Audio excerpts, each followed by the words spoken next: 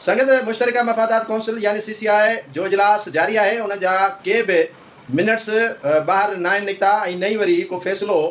जो है ये नोटिफिकेशन ही जो पुरानी तस्वीरूं आहिनि ये फेक जाली आहिनि। तव्हां खां पहिरियां पाकिस्तान पीपुल्स पार्टी इन मामले ते जश्न मल्हाईंदी अगरि 6 कैनालनि जे रद्द थियण जो नोटिफिकेशन CCI जारी करे थी त इन खां अॻु पाकिस्तान पीपुल्स पार्टी अॼु 1 करोड़ सलवातूं ऐं तक़रीबन को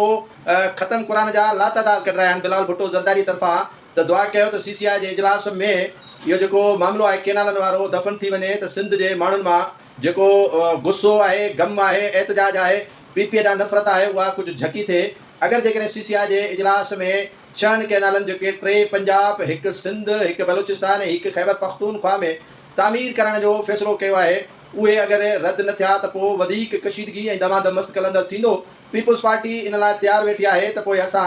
आवाम सां गॾु वेहंदासीं, पोइ वफ़ाक़ी हुकूमत खां धार थियण जो ऐलान कंदासीं। छो त पीपुल्स पार्टीअ जे लाइ हींअर इज़त जी ॻाल्हि आहे ऐं जेकॾहिं इज़त पीपुल्स पार्टी खे बचाइणी आहे त उहा आवाम सां गॾु बीहे।